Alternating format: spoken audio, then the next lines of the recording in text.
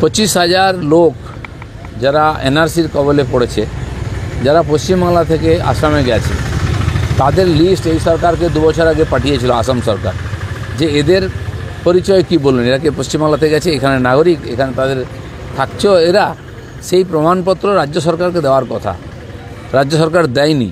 ফলে ওই লোকগুলি সমস্যায় পড়ছে। আর সমস্যায় পড়ার কারণ সুপ্রিম কোর্ট যে কথা বলেছে, পরিচয়পত্র প্রমাণিকপত্র চাই, সেই কাজ ওখানকার সরকার করছে।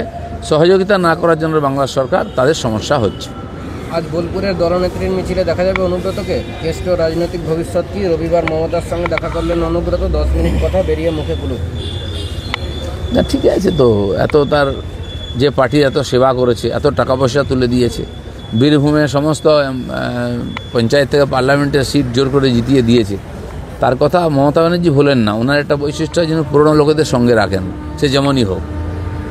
সংসদেও বাঙালি আবেগে স্নান, 21শে জুলাইয়ের ঘোষণা মতো আজ সংসদে বাংলায় বলবেন অভিষেক। অপারেশন সিঁদুর নিয়ে আলোচনা, দলের আরও কয়েকজন সাংসদের মুখেও বাংলায় বক্তব্য। হ্যাঁ, উনি বলেছেন ওনারা নাকি এখন থেকে ওনার এমপিরা পার্লামেন্টে বাংলাতে বলবেন। তার আগে কি ইউসুফ পাঠালকে শিখিয়ে দিয়েছেন বাংলা বলা, বা বিহারী বাবু, আমাদের আজাদ, এনারা কি ওনাদের দিয়ে বাংলাতে শুরু করুন না ভাষণ দেওয়া। আমরা ওটা দেখতে চাই কীরকম বাঙালিকে আপনি প্রতিনিধি করে পার্লামেন্টে পাঠিয়েছেন। আজ লোকসভায় শুরু হচ্ছে অপারেশন সিঁদুর নিয়ে বিশেষ আলোচনা। সূচনা করবেন রাজনাথ সিং। 16 ঘন্টা হবে আলোচনা। হবে না জবাবি ভাষণ, আলোচনায় অংশ নিতে পারেন মোদি স্যার। বাংলায় না, এই যে অপারেশন সিঁদুর নিয়ে অনেক প্রশ্ন করেছেন আমাদের বিরোধীরা, এর আগেও হয়েছে, কার্গিল নিয়েও। ভারতের সেনা কি করেছে তাকে প্রশ্ন করেন, চায়না বা পাকিস্তানকে কখনো প্রশ্ন করার হিম্মত করেন না ওনারা। তো বারবার দাবি করার জন্য সংসদে আলোচনা হবে, ঠিক হয়েছে 16 ঘন্টা।